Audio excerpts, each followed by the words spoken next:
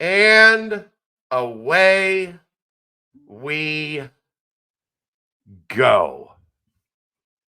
How about it? Welcome in, Bearcat fans. It's a big one tonight. No therapy. No therapy session.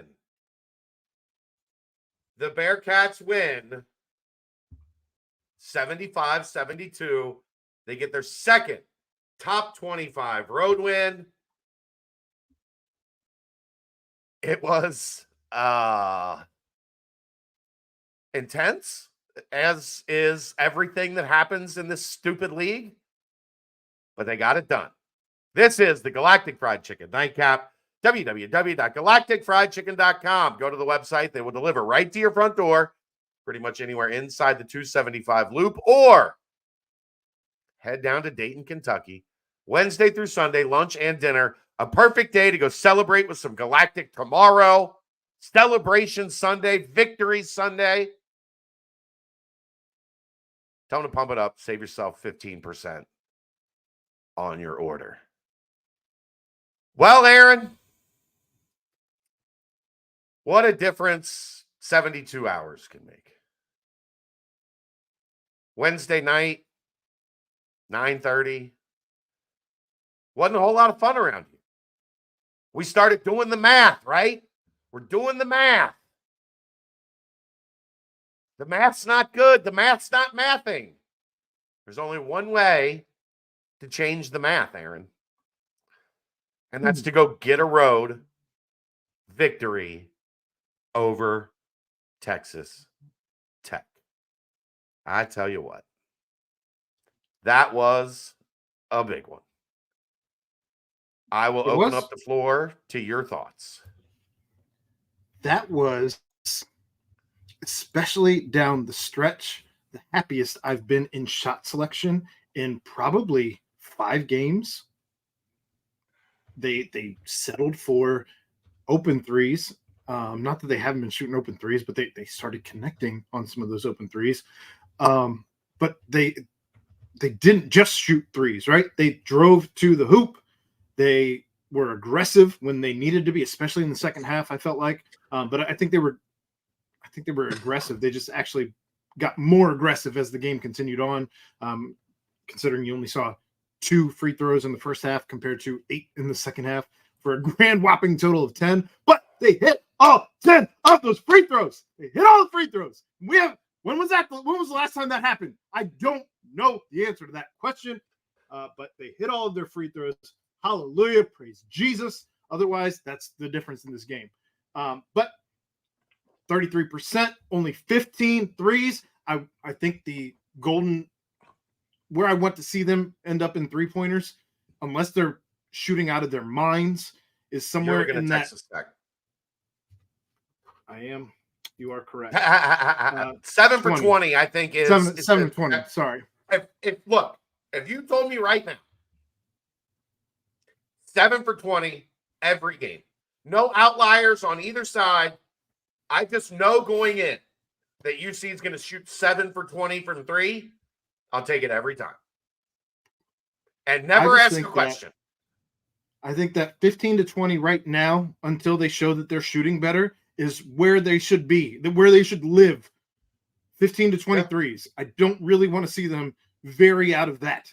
In any case, rebounding was outstanding, especially offensively. They finished with 17 offensive boards. Well done. This time, though, the second chance. Well, a lot of those were on your boy Seamoss. In any case, boxing out is not his strong suit. being in the paint in general is maybe not his strong suit. However, 13 second chance points. Not a whole lot to be down on this team about. They go into a team that had not lost at home all season long. They dropped their first home game. They were, I don't know if you saw I'm assuming you saw the graphic at the end of the game, but Texas Tech could have surpassed their entire season win total tonight from last season, and they left it on the floor. They were not able to get it done, and they have to go find that one in a different game. But tonight, Cincinnati Bearcats showed you that it's not that hard to win in Lubbock. It's hard. It's hard, Aaron. I agree with Sam Miller here. Flop Isaacs, well done. I don't know why I did not put that together the entire game, but Flop Isaacs, that's a great nickname for that guy. Look, here's the thing. He is a really talented offensive player. Incredibly gifted. Incredibly gifted. He hits threes every game that are just like, you should be slapped for taking that three, and he makes them. Are we in the trust tree, Aaron, here? We're in the trust tree. I've been with you for almost 3 years now. I should hope so. He plays like a bitch. I think you added words in there that I would not have even added. It would have just been, he is. He is. Everything going on in his personal life off the court tells me everything I need to know about that human being. How he was on the court tonight, though, was crying, pouting when he got put on the bench. That's your leader?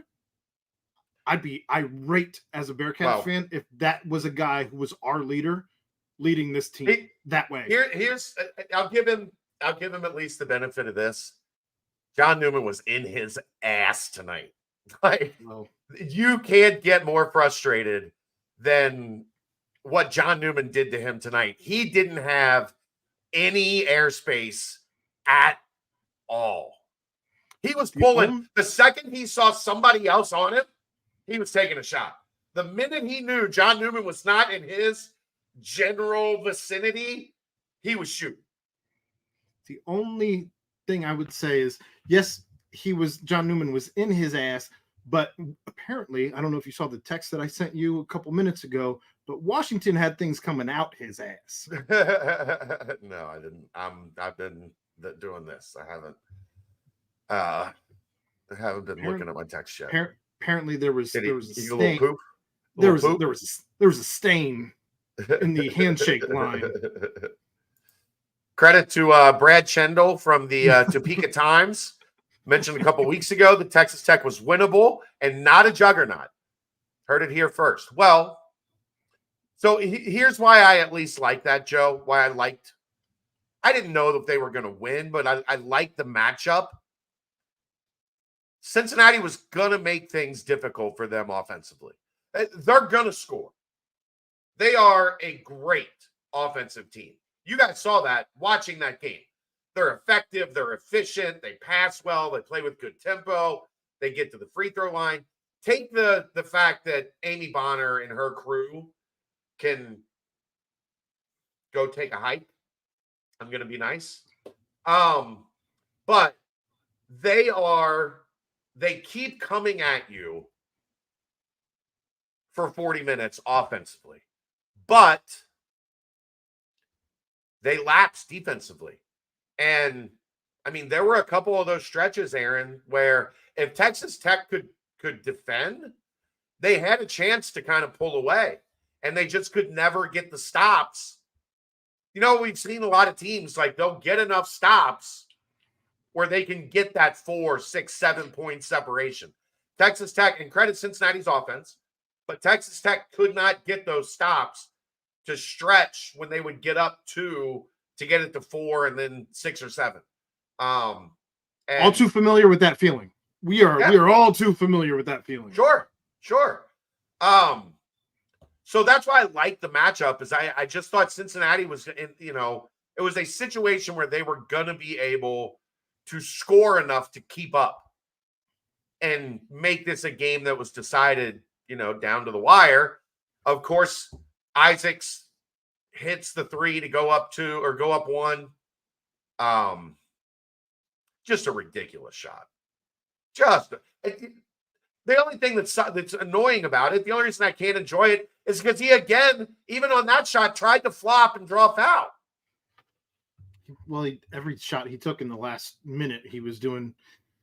Look, everyone is trying to get to the league. What do they do in the league? We've all seen it. He's got the James Harden package down. They compared him at one point to James Harden. Absolutely. And I think it's a fair comparison.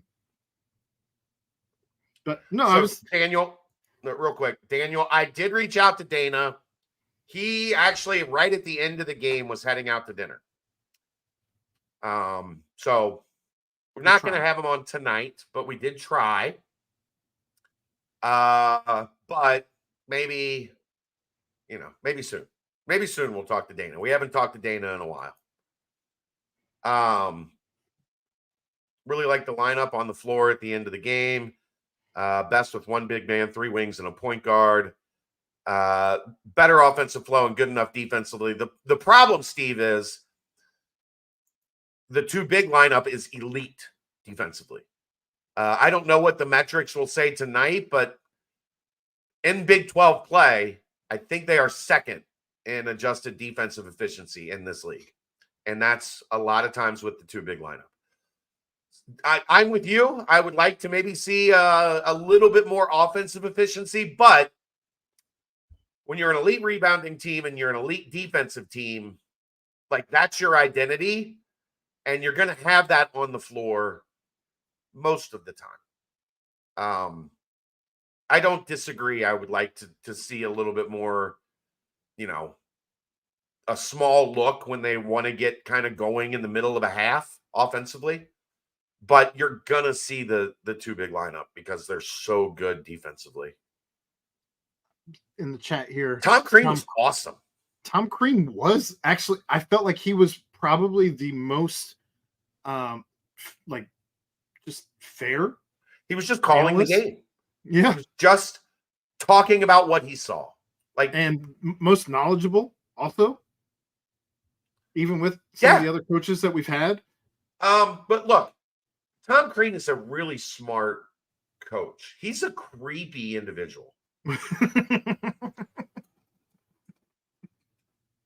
But the guy, I mean, they used to have like when he was at Marquette, they had like hundreds of plays in their playbook. But he knew what he was watching. He was able to talk about it. And I think this is where most of these guys fail, Aaron. They talk about it in a way that's over the head of the viewer. And it felt like Crean was like he was sitting with you at a bar explaining what was happening. Well, what I got out of his analysis, thank you.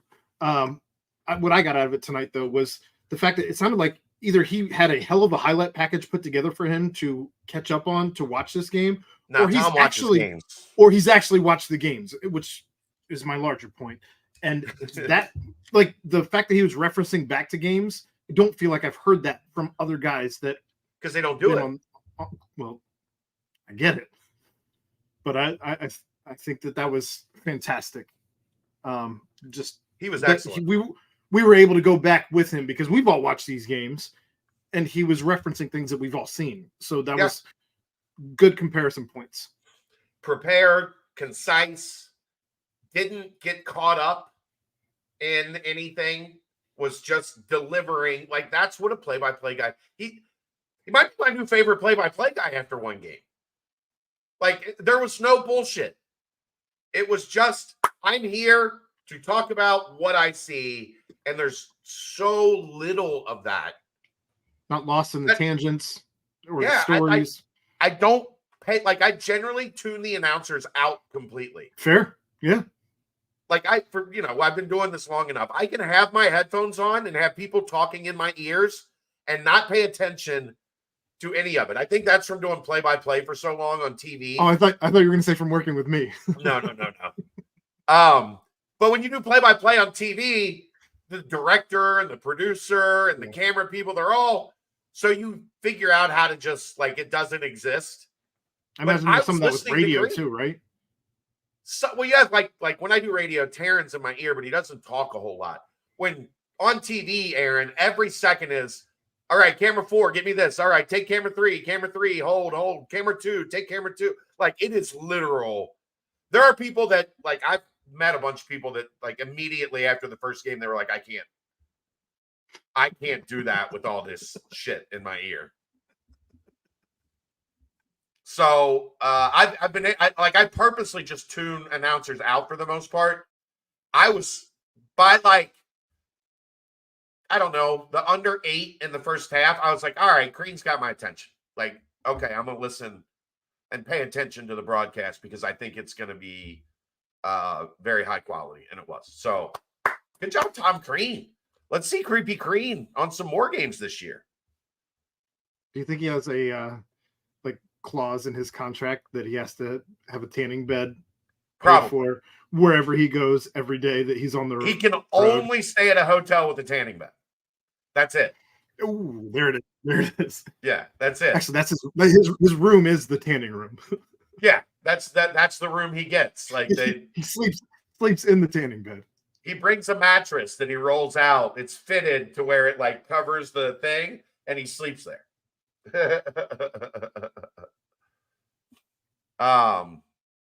But yeah,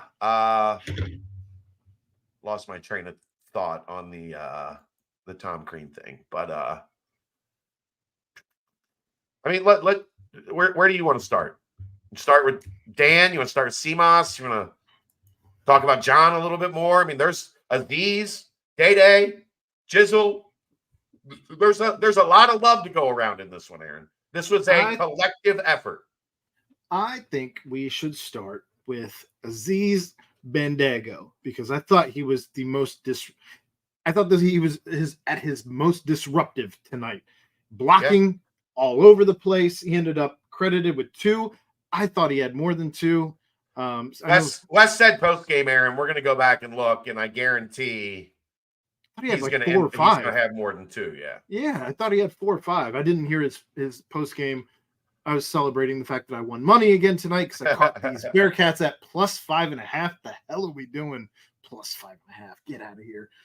But I did bet tonight. That's 2 of the last 3 that I've won some nice money on. But in any case, thought Aziz offensively, he was playing post well, probably the best he's played all season. Backing people down. I don't know that I've seen him do that ever. I didn't know that he had the traits to do such a thing.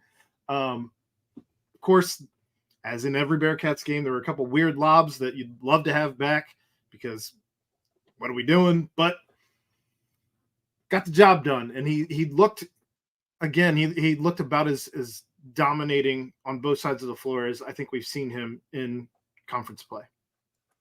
Yeah, I mean, they were genuinely like they weren't going in there a whole lot. Like they were trying to attack behind him on the offensive glass, which is where they had quite a bit of success, filling in behind Aziz when he was going for block shots, which, you know, there's just a couple guys that, mainly CMOS, that need to rebound better and be a little bit more physical, getting a body on somebody. I think I scared my puppy to death. Remember, Aziz changed the shot, had a block, changed the shot. Texas Tech got the offensive rebound. He had a block. Texas Tech got the offensive rebound. And he altered a shot again. And it just went right to a guy that was standing there. And CMOS, like you're just watching. You're watching Aziz, and they ran a guy on the backside, just standing there on the other side of them, waiting for the ball. Like, no, you got to wipe that guy out. I'm curious. I mean, we're getting away from your point at the end there, but I'm curious as to who was more frustrating for Texas Tech, Aziz Bandago or John Newman, or maybe even Day defensively. Or, I mean, that's the thing, Aaron, is when those 3 are on the floor together, there's not 5 teams in the country that have 3 defenders that good on the floor at the same time. And I mean, elite point guard defense, elite wing defense, elite rim protection, back end defense, and then Day. Wes talked about this post game, and I don't know how many people caught it, but when Newman got his 4th foul, with the way Isaac draws fouls, they took Newman off of him and put Day on him, and Day was outstanding down the stretch. I mean, the only thing he hit was that, you know, that's the only thing he hit down the stretch, really. We've not been shy about giving Day his defensive flowers, and tonight, again, just Toussaint was not much of a factor at all. 2 points. Day 2 points. Yes, he got those 2 points right before he fouled out. Yeah. He fouled out with 2 points.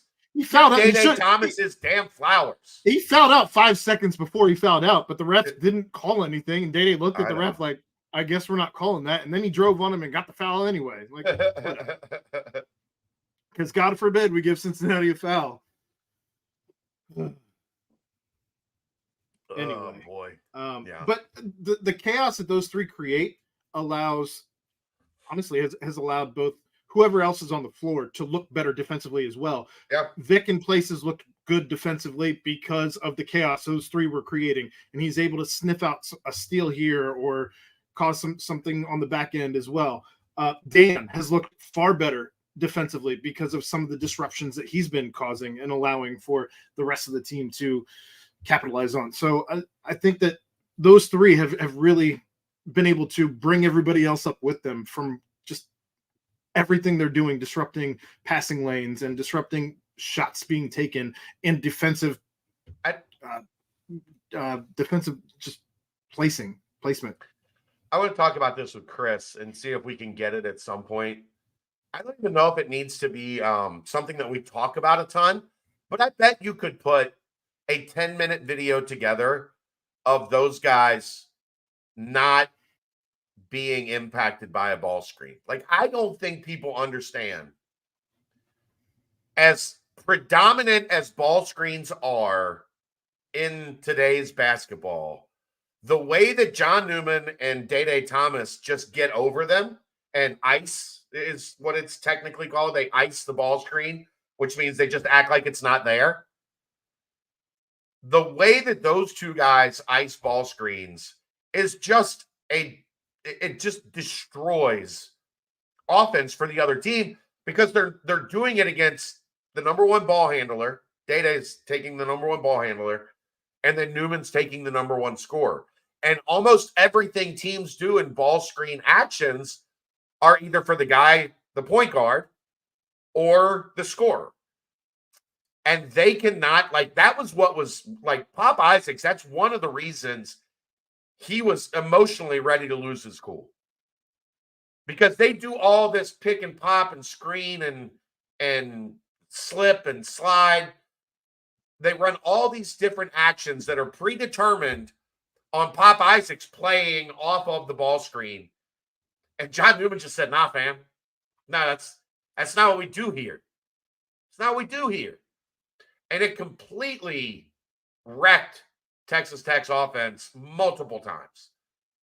Still ended up with 22 points. Of course, Pop 19 Isaacs. shots. 19 shots. It was a Kobe Bryant. It was a Kobe Bryant style stat line. No, it's James Harden. That's what James Harden does. He doesn't the take free throws. but he gets to the free throw line. Like 9 of his 22 points were at the free throw line. And most of them were bullshit because he plays like a bitch. Baby back bitch. There goes monetization on this one. I don't like the whole, like, oh, I'm going to catch it. And as I'm ripping through and you're just doing like, a standard, I'm going to rip through your hands and act like I'm throwing it at the rim. There's no place for that. It's weak. It's soft. Like, it's not, sure, by the rule book, it's a foul. That's not how the game is supposed to be played. It's just not how the game is. Newman is Rashad Bishop, John White. That's who he is. We've already had this discussion. Ends up with 11. John Newman, as part of his 10 and he averages 10 and 5, finished with 11 and 5. Shocker. Right on par. He was not shy about shooting the three. I like that. He was confident in the spots that he had to take threes tonight. Again, the stat line is never as kind to him as what he shows his prowess out there, especially defensively. But he only ends up defensively with a steal. One steal, no blocks. Right. The only people that are really going to, at the end of the year, know are that every coach in the Big 12. Every coach in the Big 12 is going to be like, that dude, I'm so glad he's not coming back. The close losses are getting old. If they lost this one, you felt like the season was over. I mean, you might have felt like the season was over, Chris. I was going to wait until at least Houston and Iowa State to, put a fork in them. But back at 4 and 5, if you can somehow manage 1-1, and you're sitting at 5 and 6 with 7 to go, and you just need to go 4 and 3. Yeah, I think you feel great. Kim Katz, thank you. The $20 super sticker. Now we're talking. CMOS. That's the guy I've been expecting late in games all year. And he hit the big three to put him up 2. And then he hits the game winner. What impressed me the most, Aaron, is a lot of times this year, we've seen him get to that 12, 15 feet, and he keeps pushing for like a floater. This time he full stop, gathered, and hit the 12, 13 footer. Calm, wasn't rushed, didn't panic. What did we talk about against West Virginia? It felt like they panicked. Well, even I think there was about 2.5 minutes left in the game. The drive that he had, that he finished with he went up with a layup with his right hand. He finished strong. I don't feel like he generally finishes strong at the hoop like that. He just finger roll layup. Do more of that. There was one 3 in particular that he shot from I feel like 6 feet behind the line. He has more heat checks than anybody on this team. He does. And he's got to clean up those turnovers. 5 turnovers while he had a good night offensively in overall. Yeah, he can force things at times a little too much, but I think the reality obviously is, Aaron, some of that is they're asking him to do too much out of necessity. Through no fault of his own, he's probably being asked to do a little too much. I'd like the ball in his hands. Not saying I would like the ball in his hands less. Saying ideally he wouldn't have to have the ball in his hands this much. Does that make sense? Well, you want it to be something that surprises people, right? So you don't want it to be necessarily less, but you want it to be less reliant upon. Right. You want to have somebody else that can, maybe run some offense for you from time to time. Yeah. So look, if you watch and can't fully grasp how much better they are offensively with him on the floor, just do this next game and isolate it when he comes out, and then watch offense. And then when he comes back in, when he also leads the team in turnovers with 5. He's still, that's a lot of turnovers. It's a lot, Aaron. But again, they're requiring him to, everybody knows he's the guy that the offense kind of runs through. It's too many, yes. But I mean, I what did they end up with total? 13? Not terrible. And some of the first half ones were annoying. They only had 5 in the second half. Thank you, Phyllis. Appreciate you. Yeah, that's what I'm getting at, Wolfie. His usage rate is so high, it leads to turnovers. Find a way to keep Newman eligible forever. Can John come back for his postdoctorate and play? I would take him. He already looks 30 out there with. Moving on to day 9 points, 3 of 8 from the field, 1 of 3 from 3. He didn't get greedy with the threes, and I feel like he was looking to drive first and take he wasn't afraid of his jumper today. This team in general wasn't afraid of the 12 to 15 foot jumper in general today. I like that. I know that you're not as high on that, but I think it's better. It's better than spraying the 32 threes we had last game. Okay. And it was falling today. Aaron, I don't hate the 12-footer nearly as much as I hate the 19-footer. That's fair. Like, if you're going to take a 19-footer, take one step back and shoot a three. If you're in rhythm and you're going downhill and you got the defense on skates and you want to pull up over top of them, the guys like Jizzle and Day, that those are shots that they're comfortable with, you'll never hear me complaining that Day pulled up and hit a 12-footer.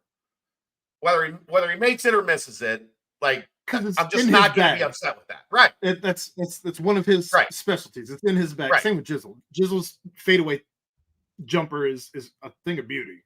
Right. Take that shot. I don't mind those at all. It's the 17, 18, the David DeJulius take one dribble inside the 3-point line and pull up. I don't know if he's doing like Ryan. Is he doing the postman like?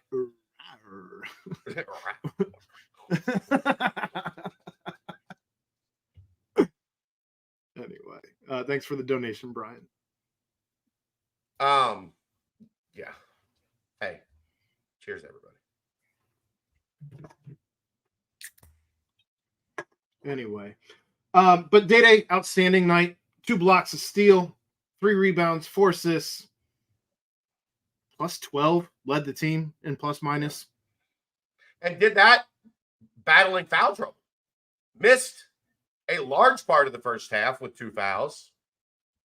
And then was really good in the second half without racking up, enough to get him in trouble. He was brilliant on Toussaint. I know you've loved Toussaint when you've watched him, right? I have. Yeah. They said, nah, fam. I don't think I realized Toussaint had transferred from West Virginia. I think I associated him with the Big. I think I associated with him with the Big 12, and I don't think I realized that he had actually transferred. Oh, he was in another Big 12 team. That must have been this one. Yeah, exactly. He played in the Big 12 last year. No shit. Just not. He did not. He did not play well tonight, and I think that's a huge credit to Day. Yeah, Day chewed him up and spit him out. Like, their offense was They had to make tough shots all night, and that's why they're the number 1 offensive team in the conference. They make tough shots. Like, they got some dudes that can play offense. I'm glad they're not coming back here. They're just relentless, man. Like, they are relentless offensively. You cannot shake them. You cannot rattle them offensively to the point where they stop scoring. Like some teams, they just got, like, all of a sudden they're on pace for 54 points. That never happens to Texas Tech. You can say something. You look like you're going to say something. Robert Jennings. Yeah, off the bench. Robert Jennings, I think. Man, he's really good. So you find that sometimes, and UC has done it to some people. Warren Washington, their big man, got in foul trouble and had to go to the bench. And my God, Jennings was a beast for the 16 minutes he was in. 14 points. Here's the crazy part, Aaron. Maybe he was only plus 2 on the floor. Cincinnati are back. I know, but it felt like whenever he was in, they were good. That was when it was back and forth and back and forth and back and forth. Yeah. In that second half. But him not being a good defender is probably one of the reasons Cincinnati was able to go score for score with them in the middle of the half and, keep it close. Up to 15 in defensive efficiency now. It is almost impossible to believe, Aaron. This is the same defense that we watched in November and December. I literally have to check myself mentally as I'm watching games to recall and I wonder, of course we can't go back, but I wonder if this team takes on Dayton and Xavier now, seeing what we've seen, if those are the same outcomes at this point. But that's neither here nor there. One's on the road, one's neutral, and Dayton is a tough match for Cincinnati. Deron Holmes is a guy that they struggle with. type And of he's guy. still been playing out of his mind, but yeah. In it 0. I agree and disagree. It was not only the free throws, but it was what we talked about. 44% from the floor, 35% from 3, 100% from the free throw line. Those aren't great numbers, but they are a tick above 38% from the floor, 22% from 3, and 67% from the free throw line. All of those things didn't need a massive improvement. They just needed to get a little better. And tonight, they got a little better. Cincinnati got a huge win on the road. That's not a coincidence. Like, that is what I've been talking about when everybody's trying to make it a free throw discussion. Free throws are part of the discussion, but they are not the entire discussion. It is all of the things offensively that they weren't doing well. Shooting from 1, shooting from 2, and shooting from 3. And if they just opened those numbers up a little bit, obviously tonight from the free throw line, was significant. But if they just improve each of those 3 numbers a little bit, 5% here, 10% there, you're talking about getting wins instead of frustrating losses. So, yes, free throws were a difference in this game. They were part of the difference. I did want to point out Jameel Reynolds. I thought that he built on his last against West Virginia was, I think, maybe his best performance of the season. And I think he was able to build on that. And I think that tonight exceeded even that. And he's looking engaged. He's looking like he's starting to believe in himself. The confidence is starting to go up. And if the confidence continues to go up, then you're going to see him be more effective. Yeah. I thought that was well done. This team out-hustled Texas Tech in general. Yeah. Guys diving on the floor and doing the little things. They beat them to loose balls. They won 50-50s. Yep. But I think that I'm able to say that because Jameel was also doing that. And those are things that we have not seen him do prior to the last 2 games. So he's showing you that he's more bought in, I guess, than he was prior to these last 2 games, or at least showing us anyway that he's more bought in. Yeah. I mean, look, Aaron, it's funny what happens to your confidence when you start playing well, right? Like, what's your confidence like when you have a couple good shows? You come back into the lobby on the next night and you're like, all right, I'm fucking cooking. I'm feeling good. Right. It's life. When you have a couple good days, you start stacking good days, and next thing you know, you feel pretty damn good about yourself. And hopefully we're seeing that with Jameel. Now, if we he's need able to to see Vic get into that as well. Vic looked good at some points in the game, looked off at some points in the game. I'm still curious as to how much that illness is bothering him or if he's completely over it. In any case, he had a huge steal at one point in the game, late in the game. I don't know. He looked good on some drives where he scored. Still, I don't love him shooting threes at this point. We've seen him make one, didn't he? He only took one. He did. And I thought it was a good rhythm, clean look. Again, you have to take good shots. You have to. Aaron, I'm out on him taking 5.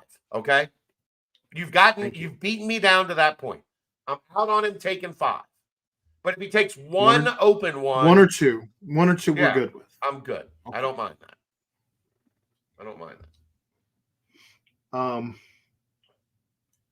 Jizzle looked good in his minutes tonight, although a little bit more than what he's been playing. It didn't feel like it watching the game. Well, because of he played more in the first half because of Day-Day's foul trouble. 7 points though, 3 of 7, 1 of 2 from the three, he looked more confident shooting the ball tonight, even coming Yeah. off of West Virginia where he didn't look confident. But he looked very confident shooting the ball tonight, It's driving. funny when you check in and you hit that first three, how different you shoot for the rest of the game. You might miss them, but you're shooting them with confidence. Would have liked to see some more assists with his numbers, or at least with his minutes, rather. Only 1 assist on the night, 1 rebound, 1 steal, but he's still coming along. I don't fully agree, Tucker. The Dan 3 earlier in the shot clock, up 2 with a minute left. Catch and shoot 3 on the wing with nobody really challenging. The challenge was coming from the side, not from right at you. You get a clean look at the rim. Would I have preferred something going downhill? Yeah. But that's a 3 that you shoot. That's a 3 that one of your best scorers puts on the rim, and then you go get it. It was contest again, Tucker. What I'm talking about is the contest came from the side. So a shooter, as long as you've got your line of vision and you're stepping into it in rhythm, I think it's a clean shot. There was a guy coming from the side late to get his hand up, but as far as being a shooter goes, that's not a contest that bothers you.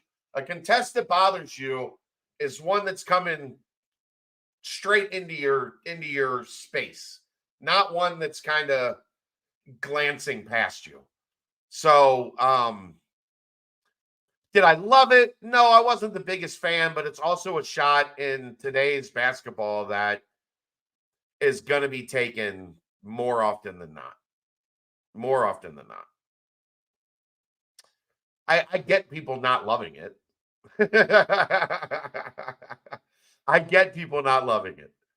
But it is an open rhythm look that,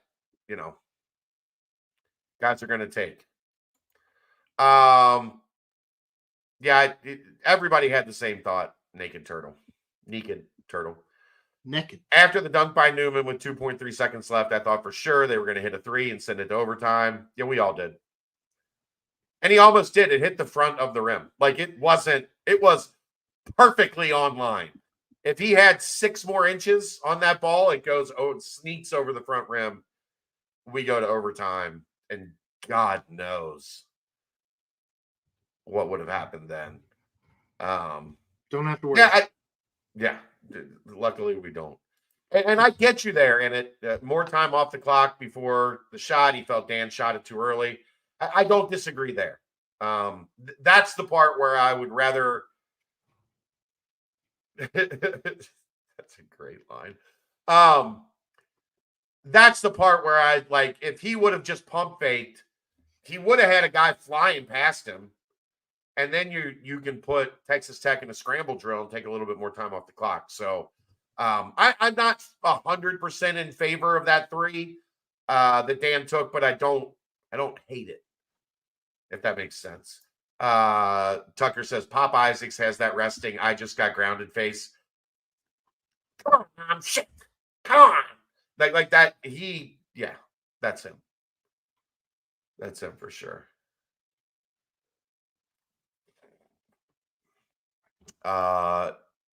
What? I really genuinely just do not like Pop Isaacs. I mean, I appreciate he's a bucket getter. He makes tough shots.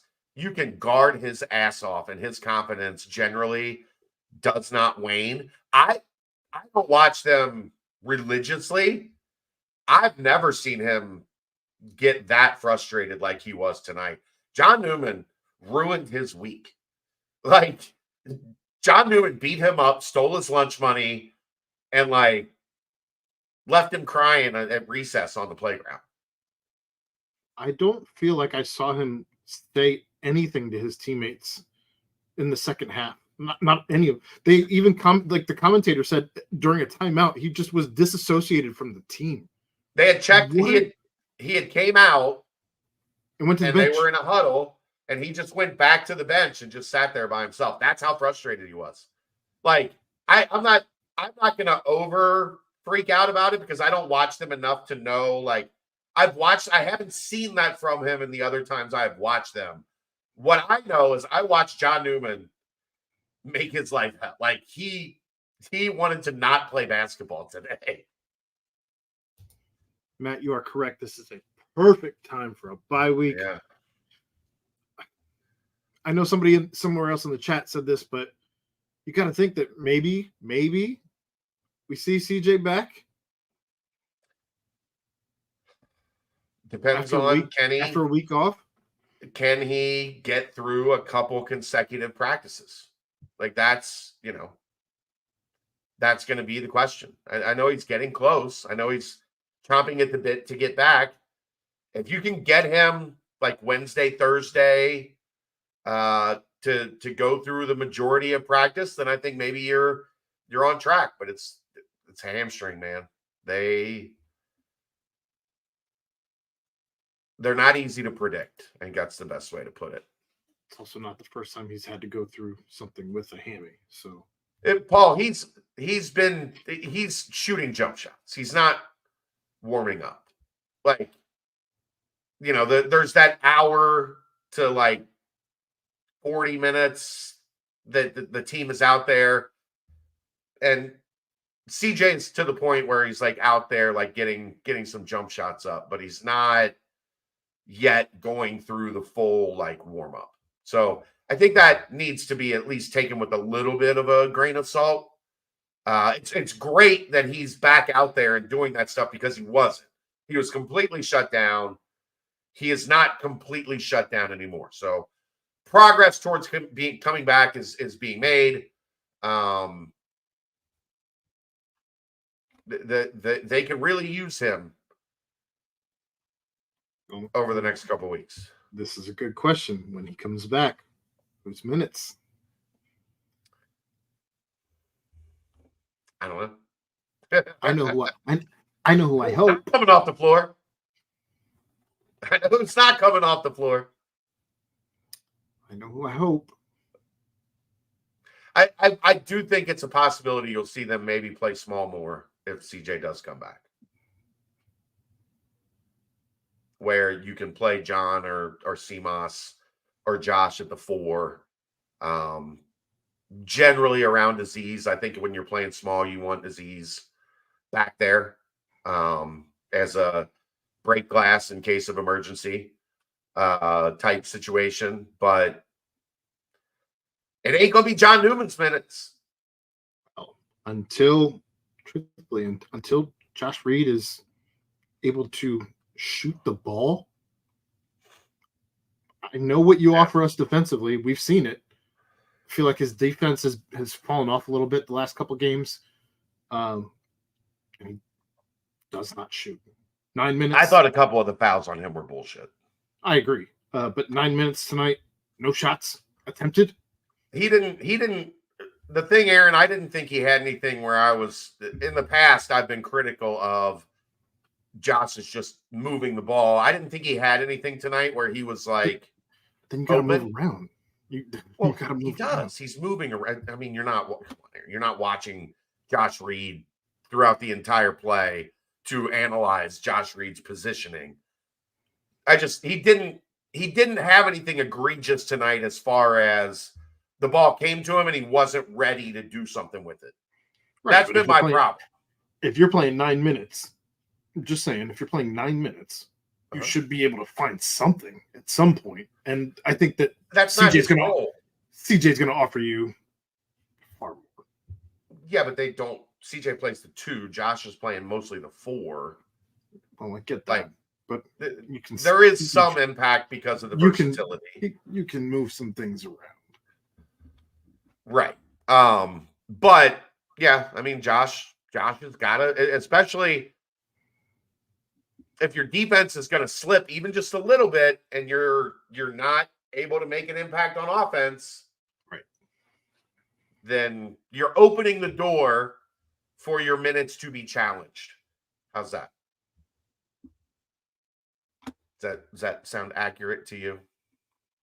Good. What else you got? I don't know. I think we've gone over pretty much everyone. we haven't touched on Dan at all. I thought Dan was Yeah. outstanding tonight again. Look, here is all we've ever wanted from Dan when this season started, right? It wasn't Stetson Dan. It wasn't Baylor Dan. You know what it was? 14 points, 6 of 14 from the floor, 7 rebounds, 2 assists, 2 of 2 from the line, made both of his shots. Didn't hit a 3, but that's okay. He wasn't overly aggressive, choking them off. I just 3 blocks. The one was nasty. Was that on Pop? Isaacs where he? Or, I think he caught like a hand to the face on that one too. Yeah, like he did. Because Pop does that every time he drives. By the way, he's got an arm up, an arm bar up, and then he's complaining. He's like a bitch. Then he's complaining to the refs after every drive. Again, just comparing him to the NBA. He's ready. He's NBA ready all the way. NBA ready. But just plays with an arm bar up. Yeah. Can't stand that guy at all. I know we talked about Aziz earlier. Is this the first double-double he's had? No, I think it's early. He had one in the bye, like before he hurt his back. First or second game. Okay. He hasn't put up the points to have a double-double. Put up the rebounds more often than not. Paul, we talked about that at the beginning. Wes said that they would Wes agreed with you on the post game with Terry and Dan and said that they would go back and grade the tape and that you would probably see a change in the number of blocks that Aziz had because nobody believed it was only 2. There was some weird official scoring stuff too, Aaron. Like the first 5 shots were at the rim, right? The first 5 baskets were at the rim. Sure. I don't remember what happened at the beginning of the game at this point. All 5 baskets were point blank range. And they said that UC had 6 points in the paint. Look, Jamil had the one where he was at the free throw, area and put it in from like 4 feet, but like he was 4 feet from the rim. That's a point in the paint to me. Personally. Even Dan's rebounds only being at 7 is flabbergasting to me. Yeah, I feel like he had about 12. I think he had 4. I think he had 4 on like one possession. He's just up tip, up. All right, now I'm going to kick it out. Oh, that was the 4th foul on Tucson. That was a huge play. Double-double against BYU, too. I knew there was one back early, Chad. Thank you.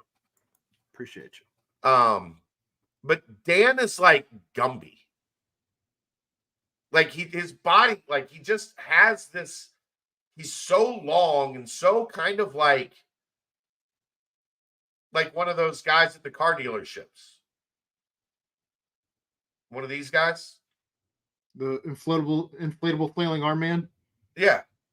But he knows how to control it. He's got control of the incredible flailing arms. Best rebounding team since? Ooh, that's a good question. Maybe we'll have Brent look into that. Brent, look into that for Monday. Did I hear the Crean quote about Dan playing in the NBA? Yeah, I did. I think we all. And then Keegan Tech tweeted it out. I think we all agree with that, right? Like, don't we all agree that we've said that for a long time? If Dan can start putting it together, he's an NBA talent. And guess what? Before our very eyes,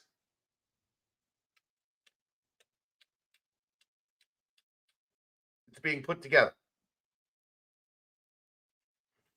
Yeah, I don't know if we're starting to replay the hits here in the chat. And yeah. We do have 183 people here. I understand. Most of them are quiet. They got a song in the background while they're. Look, 2 things. Two doing things. dishes. Like and subscribe. Please. And give us something to talk about in the chat so we can keep going. Because I think we've hit on most everything. Most everything. With 13 assists on 29 made baskets is a little surprising, Aaron, wouldn't you say? I mean, I'm always hard on the second chance points. I don't understand why we don't have more when you have as many. What is that? I was talking about the assists. 13 assists on Oh, 29 made baskets. I was looking at stats, sorry, and I saw 13. I was busy finding the banner to put at the bottom and saw 13. 13 assists on that many made baskets. Yeah. 16 baskets without an assist. Like, that's not generally how this team is played. Still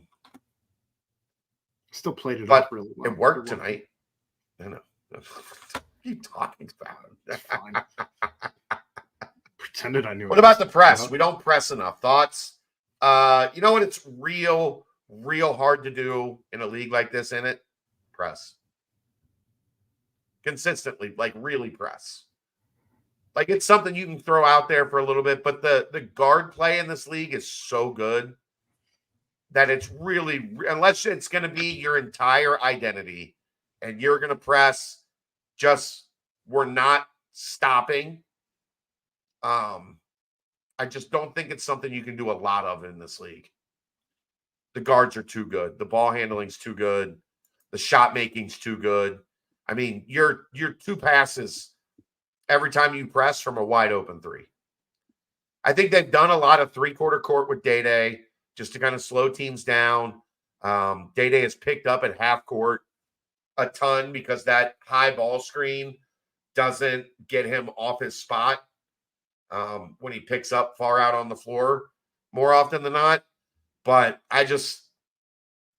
pressing is not something in this league that's gonna be wildly successful if you do it all the time. Teams are gonna figure out, and it's gonna be a layup line or a dunk line at the rim. Does UC exchange free throw issues for layup issues? No, Jerry. They've had both. Yeah, if you've been with us all season, you know that we have harped on this team for being at roughly 50% throughout the entirety of conference play from the layup perspective. Correct. 9 of 20 tonight. What's that? 9 of 20 9 tonight. Of 20 layups. Right. Yeah. On par. Have they changed the way they're defending the pick and roll? No. They want to ice. They want their point guard to get over the top of screens on his own. That's what they want to do. Or they want whoever has the ball, they want the guy defending the ball to beat the ball screen, essentially. They are getting better at it, 1. 2, they now have an alien standing at the rim. They've always played drop coverage off of it, Paul.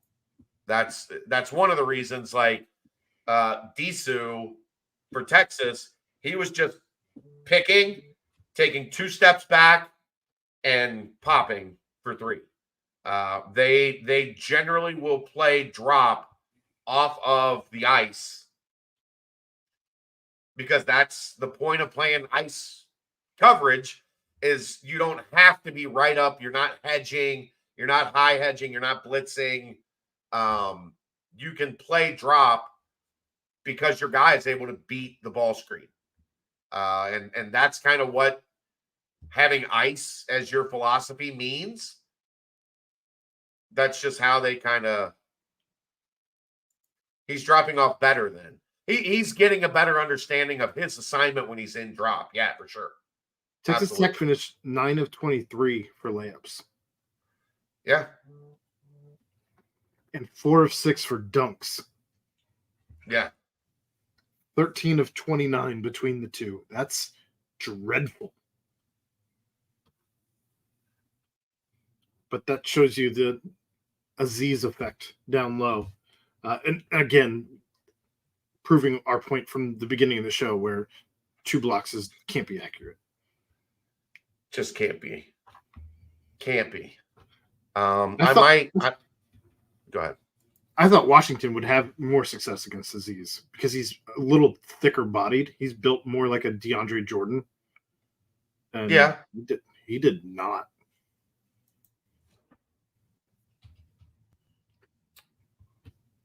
Two of 9 for 7 points and a -3 plus minus.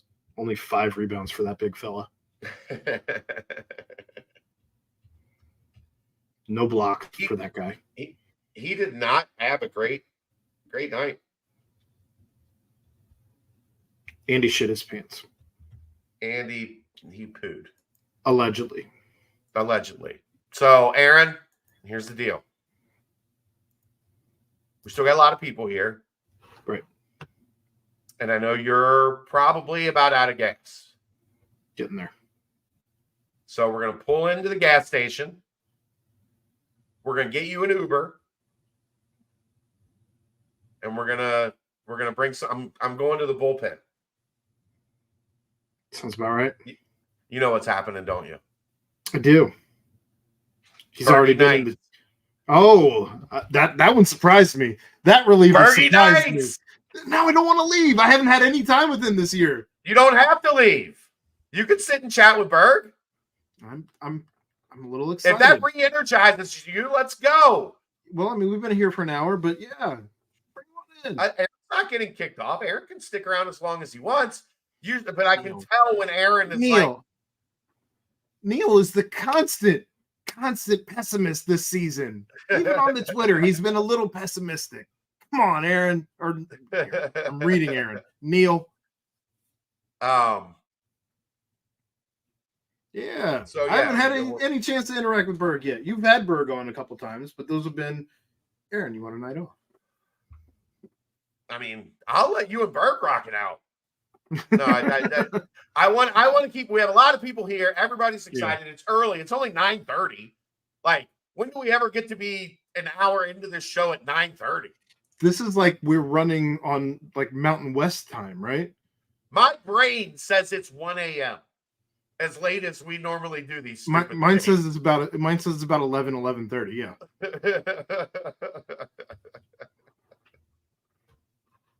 But so I'm curious to get your thoughts here. I am curious to get your thoughts here as this became a topic of conversation on the interwebs, and we were waiting for Berg, who just popped into the lobby here.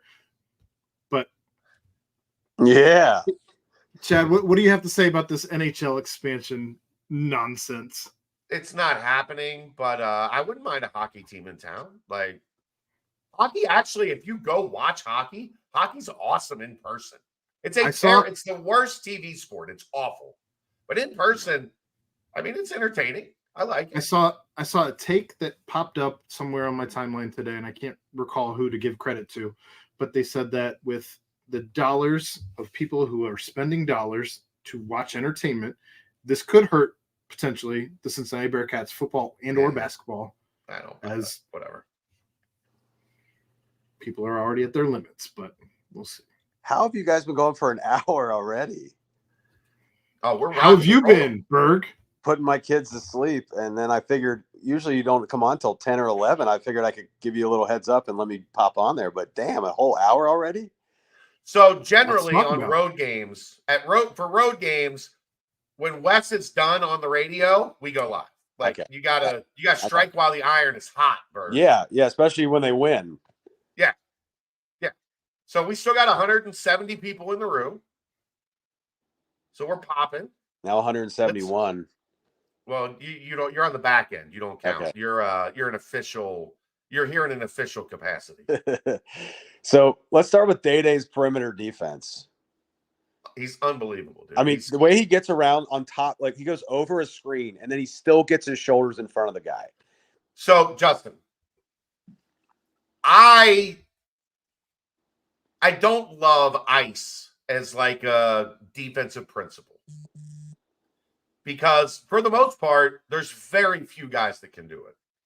It's just hard to all game, every game in a league like this to have a guy that just doesn't get screened, like just beats every screen. To have that guy that you have to have at point guard is really, really, really, really, really, really hard to find. Dude, he strangled Joe Toussaint. Joe Toussaint got nothing. He kept thinking, he was like, Nothing. oh, I'm going to turn the corner here, and then I got something. No, you don't. You have nothing. And now you're going to have to you almost get a 5-second count because you can't find anybody open. Yeah, that was just tremendous what he did. And we know about Newman, but I just think Newman's offense is the thing. He's probably your second most reliable offensive player, maybe even your first most in terms of knowing exactly what you're going to get. He's their best player. Wow. He's their best player. Look, he's by far their best defender, and he's at worst their second or third best offensive player. That's a good point. Yeah. So, yeah. That bucket he hit, I think it was midway through the second half. The crowd was getting into it. I think Texas Tech went up by 3, I believe. He goes down the left side, that little hanging banker, shuts the crowd up. And then the 3 in the corner, of course, is what everyone will point to. But that other one was this team. All right, they're 4. So we're halfway through the Big 12. They're 4-5.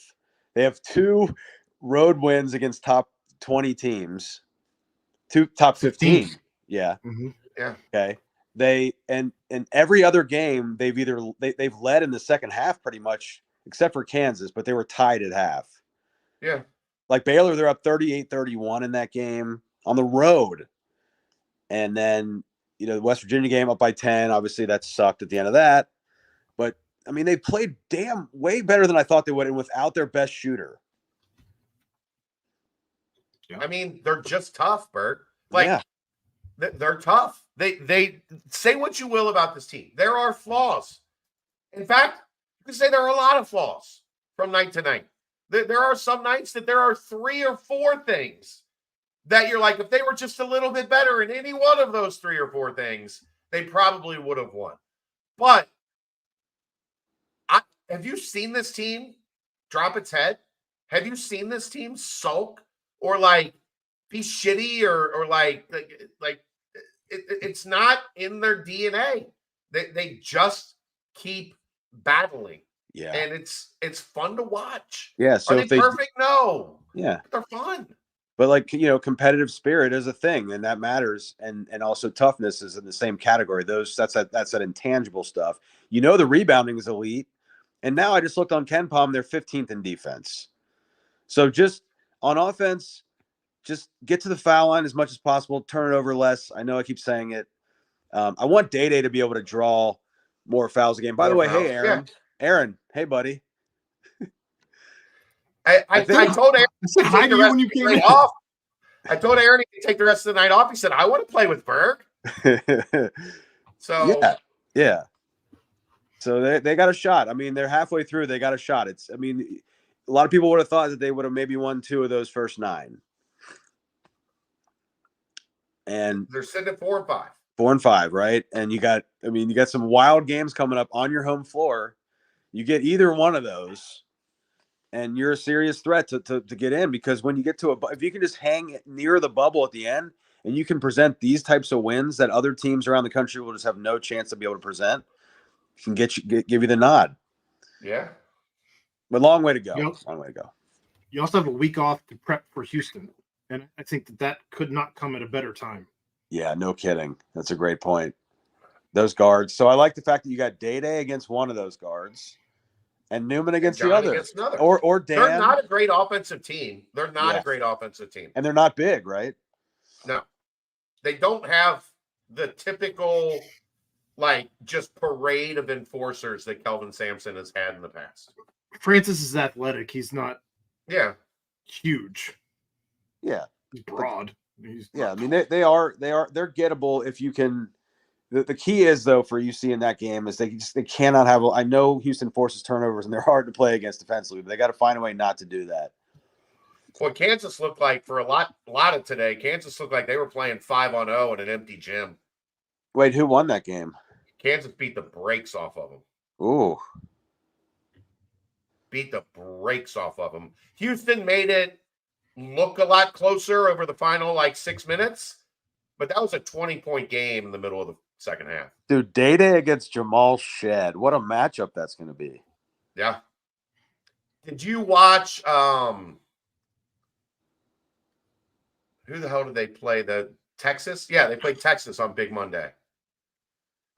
And Yes. Texas had a guy that they pretty much they used strictly to deny Shed. Just keep them from getting him to the top of their offense. And it threw Houston off bad. Yeah. Bad. I just wish that Houston played anybody else than Oklahoma State. No, if you want them to play Oklahoma State, just to beat the living piss out of Oklahoma State on Tuesday. Yeah, and then they come here and they're like, we always beat Cincinnati. This is no big deal. That's what you want their attitude. You don't want them coming off the loss. I'd just rather they were beat up against a physical team, not Oklahoma State. I have not seen 1 minute of Oklahoma State this year. Not 1 second of them. Or Kansas State. I've watched neither one of any of those teams. Berg, Oklahoma State's not good, but they're fun to watch. They're fun to watch. Yeah, they run and gun. Nice. They're young. They got Kansas State today. Okay. They got two wins in conference now. UC's got both of them at home. I mean, you obviously got those two, so that puts you at 6. What else we got? Houston at home, Iowa State at home, West Virginia at home. Oh, TCU and Oklahoma on the road. Yeah, at TCU and Oklahoma on the road. I don't think Oklahoma's that great. And, I mean, I love TCU, but they beat them once. You know what game I don't want to watch is that UCF game, or at least I'm not looking forward to watching, is the UCF game. Yeah, they got a big win today. I know. They're hard at home. I mean, no one's going in W. But that's because those teams in the Big 12 have never played them before. But you know, we know what they do. We know they just have a shitload of tall guys and long arm dudes that can barely dribble. As long as you don't let them get easy points, you can beat them. Johnny Dawkins is the worst enemy. What else you got, Berg? Entertain the people. I mean, I just can't get over the 1.172 points per possession on the road. Yeah, well, it didn't feel like it. It didn't, like, during the game, because you always focus on when they blow a couple easy shots or the fact that they're not really hitting their threes, but they were scoring at a very good clip. Like Jamil made a couple buckets. You know, they were able to just consistently not go on long droughts, and despite not getting to the foul line. So that means they executed pretty well on offense. They played with confidence, and they scored at a high clip. So, like, if they can score, they don't even need to score at that high of a clip to be a tournament team. But the fact that they're capable of doing it is impressive. I got the people want to know for you in the chat, Berg. How creamy was the CMOS shot, Berg? The jumper or the 3? The 3 was a little more creamy. That was the shot that when I first saw him in that Big East tournament just roasting Xavier, I was like, is this Luka Doncic? He just kept hitting these step backs and fadeaways. And, like, it would have been nice if he would have done that this year against those fuckers. But he didn't. But either way, he did it tonight. Yes, he was very creamy. Now, the 5 turnovers, it's hard not to look at that and not be frustrated. But he had to be aggressive, and he took the big shots and made them this time. I love the pull up, how normally he had been letting his body continue to flow forward, and he would have gotten a shot with a bunch of bodies around him, Berg. But instead, the jump stop, let the defense flow past him, and then just calmly rose up and banged the 12-footer. Like, that is great offense. Great offense. We knew coming into the year he was probably your top shot creator. You know, I mean, and in that situation, he had to create him for himself, but he can dish too. The more that he plays with Day and whoever, you know, like they'll both get more comfortable. And if you can get Day on some second side stuff where he can just get by his guy, that's where he'll get fouled. I don't know if he needs to have the ball so much at the top, but I think Day needs to get to the foul line more. And if those guys can just be a little smarter, a little more sound, they both can stop on their dribble and rise up and get a shot off. And that's what you need, guys that can do that late in the clock. We've got Baylor 54, Iowa State 47 at Baylor with about 11 minutes to go. This league's ridiculous. Dude, It's that so TCU stupid. game, I haven't talked to you guys since the TCU game, but holy Lord. Oh my God. I got a story about that one. About TCU? About how I watched that game.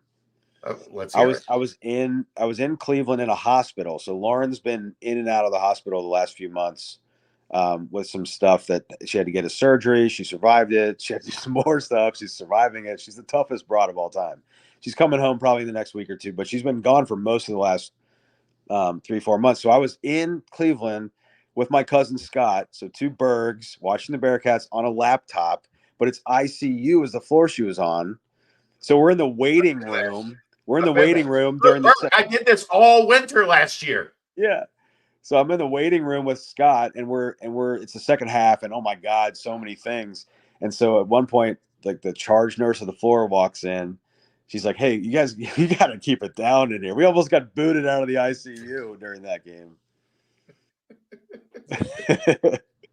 Thank God they won that one because, man, You would have got kicked out of the ICU. You don't want to get kicked out for a lot. Yeah, that's true. Either way. But yeah, that was a wild one. And then man, that Baylor one was so we went to Cleveland that night before. I saw the Baylor game in her room with her.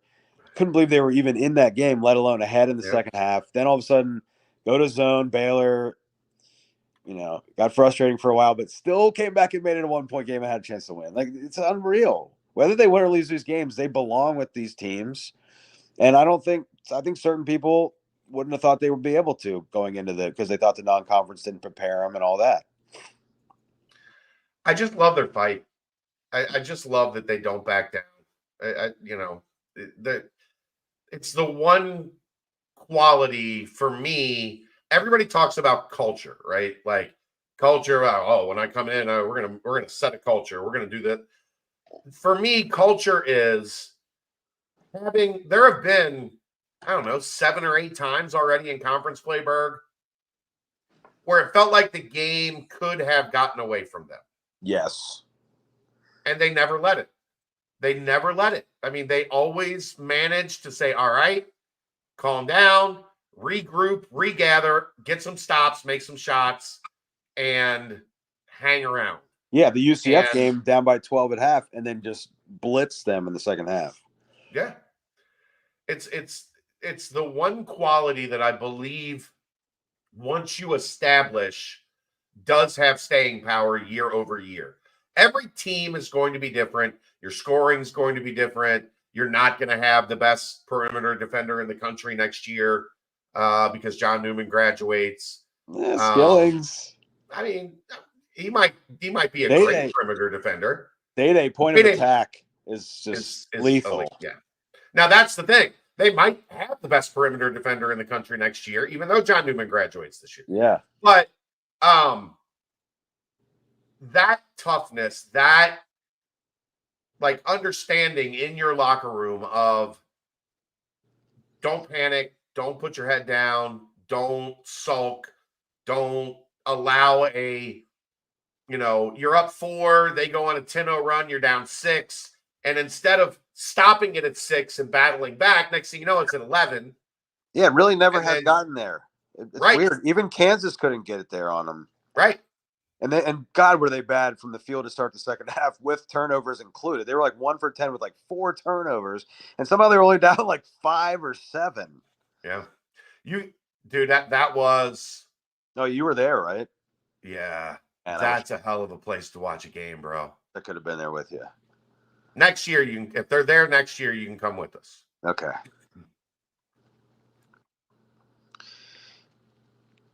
All right. So I'm standing there. I had the people know this story. Still 154 of you here. If you're new, like and subscribe. That would be great. We would, significantly appreciate it. And then when we go live or when there's a new show or when there's a Brendel's Breakdown with Chris Lepore, you'll get notifications. I love that. He's so good. Dude, man. So you know what my initial thought was? Those are the greatest things that's ever happened at Bearcat Journal. My initial thought was the problem is Chris wants to keep the show at like 25 to 30 minutes. I was like, if we put Berg in this show and we let Berg ask Lepore questions, Oh That's a 2-hour podcast. that would be like worlds colliding. Like you couldn't. maybe before this is all done, we'll have me, you, and Lepore go live one night All right. and just have you like pepper Lepore with like strategy, coaching, all that good stuff. Love to do that. Well, Keegan says he's offended, Berg, that Keegan doesn't produce your favorite content that Lepore does. Oh well, I mean, doesn't mean that there's not been a lot of other great shit on Bearcat Journal. Just that's the best shit. Yeah, get over it, kid. You're not at the top of the mountain yet. You've only been here a year. But I would like to do one. So get me on one when you have Keegan on one. I think this is the first one I've done with Aaron. Yeah. This season, yeah. And then that's right, yeah. And then get Keegan on one, and then definitely get one with Lepore. That'd be sweet. Well, that's all I got tonight. But man, I didn't expect to be all excited tonight, and I'm gonna go rewatch the shit out of that game. Well, that's the beauty of this league, right? Like Wednesday, you're at the lowest of the lows. The season's over. The math doesn't math anymore. This team's not getting where we want to get them. And then you go on the road and you beat a team that hasn't lost at home all year and was sitting essentially like by percentage points at first in the conference. And you go in there and you get the win. Yeah. And over Pop Isaacs. That guy. Am I wrong? He plays like a bitch, Berg. I know, but either way, I want Day-Day to watch a little film on how he draws fouls. Just clip all those things, Day-Day. Just look, you can get 5 to 7 free throws like every game. You're way quick enough. Just find a way to get into these dudes' bodies and get fouled. He makes them almost every time. He also doesn't get called plenty of times for getting the shit kicked out of him every time he goes to the cup. He has to learn how to be able to be more on balance towards the end of his drives and then be able to get the guy in the air. And you know what I mean? Like he goes time him up from 10 feet away. He's fast enough, but once he gets a step, he doesn't have to burst all the way in. He can still have the step on the guy with a little more control, and then he will get fouled more. And he'll probably make more layups too. But that'll come. I'm sure they'll work on that. Keegan said, "Thank you, Berg. Your ability to eat and podcast at the same time is admirable." And Brian said, "And walk all over your house." See, I think I'm on to Berg though. I think he only walks all over his house after a loss. Yeah, for sure. I think he's sitting because they won and not pacing because they lost. Because I've had my post-game celebration, so I'm in a nice, relaxed state. I don't need to walk around right now. Phyllis, yeah, if you didn't hear, former UC tight end DJ Dowdy passed away last night or this morning. DJ was an awesome dude. Always massive smile. Great personality. He had gotten into high school coaching and athletic director, Purcell Marion and Taft. Right? Yeah, he was first at Purcell Marion, then he was at Taft. Just a huge loss, man. He always used to bust my chops. When you gonna put me on a podcast? And I regret it today. Check on your people, man. Check on your people. You know they're having a hard day, give them a call. Sucks. DJ was awesome. And Bearcat Nation will miss him. But I think that's probably a good place to end it. We appreciate all of you for being here and celebrating. It's a celebration. We appreciate all of you for being here and enjoying it with us. You got a lot of options out there, and all of you choose to come here and hang out when we do this. So whatever floats your boat. We will see you next time. There goes Berg. He's just out. See you, buddy. There he goes. That's the nightcap. The live nightcap. Bearcats 75, Texas Tech 72. Another huge road win for the good guys. We'll see you tomorrow night to go over what is just an insane night in the insane day in the Big 12. That's the nightcap, brought to you by Galactic Fried Chicken, right here on BearcatJournal.com. See ya.